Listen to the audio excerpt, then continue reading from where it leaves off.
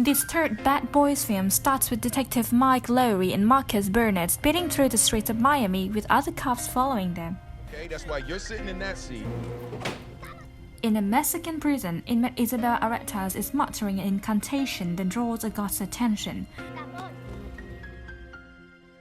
Isabel grabs a knife off the guard and stabs her, with the other inmates jumping in and stabbing her to death. Other guards take Isabel outside, only for her son Armando to help her kill off all the other guards.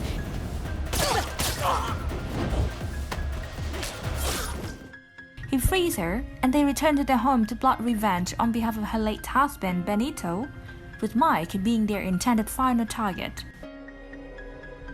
Armando goes to the docks to pull out a crate filled with money with intent to work with other gangsters, but these gangsters try to screw him over and take the majority shares of the money.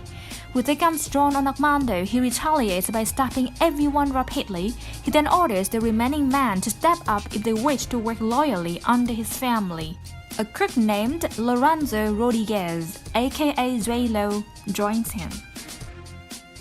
Mike and Marcus' fellow officers, including Captain Howard, gather at a bar to celebrate Marcus becoming a grandfather.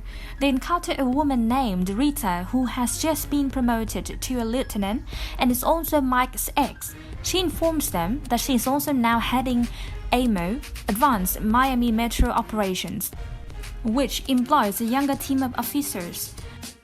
Marcus knows they are getting too old for all the crazy things they used to get into, and he urges Mike to settle down, though he disagrees.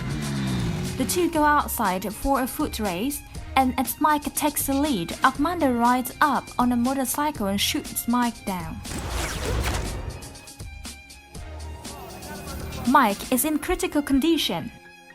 Marcus prays to God that Mike be saved, but with the promise that Marcus will never bring any more violence into the world. Rita and Howard then order Amo, Kelly, Dawn, and Rev to do what they can do to investigate Mike's shooter.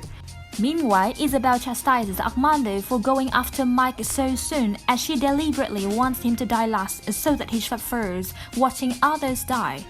They proceed to go after a judge, a forensic analyst, and a prosecutor, killing them all in broad daylight. 6 months later, Megan and Reggie get married, and Mike has recovered from his injuries.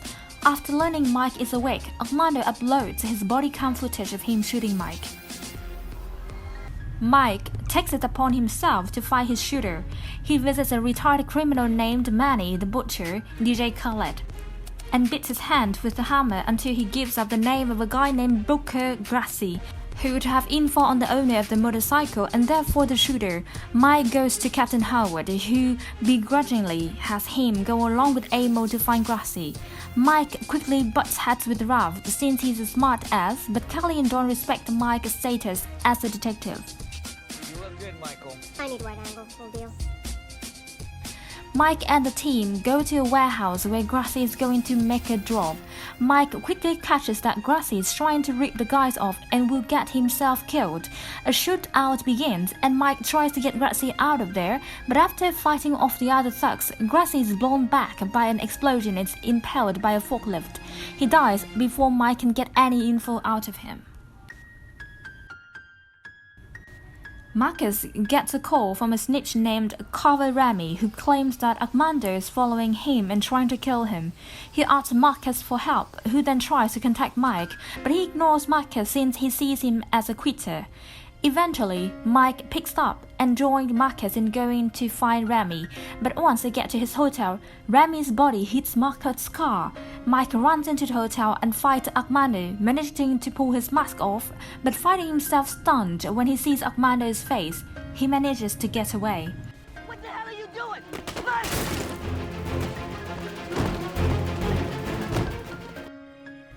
Mike later joins Howard at a game, where the two bond as Howard expresses his genuine concern and care for Mike.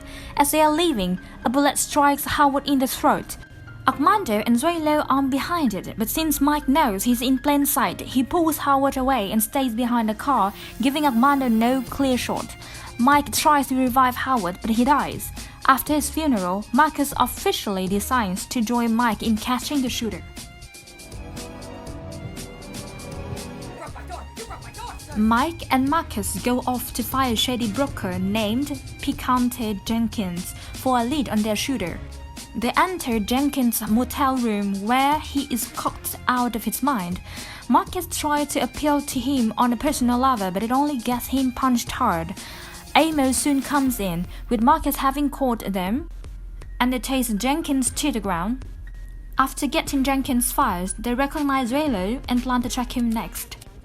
You get to shoot as much as you want. Bad boys, bad boys. What you gonna do? What you gonna do when we come back? Hey, One way in, one way out. The team goes to a club where they find Raylo. After attempting to arrest him, he runs for it, and the team must fight his goons.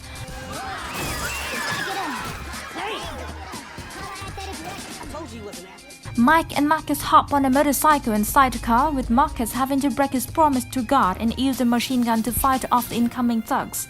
They ride into the street to pursue Raylo, who then attempts to board a chopper ladder.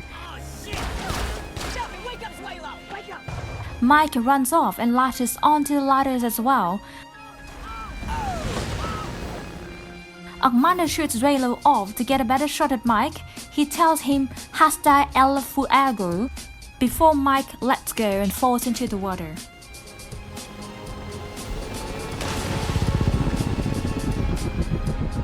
Hasta el fuego.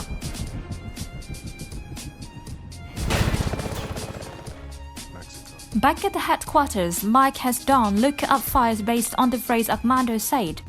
Mike realizes Isabel is behind all of this. He explains to Marcus that before they teamed up, he was deep undercover in the Aretas cartel and he had a relationship with Isabel before he had to throw her in jail and get her husband killed. Hasta el fuego was a phrase they came up with that was nonsensical but was supposed to mean together until the flame burns out. Mike concludes that Armando is his son and that she has been grooming him for revenge, since all the victims were on the same case against Areta's family.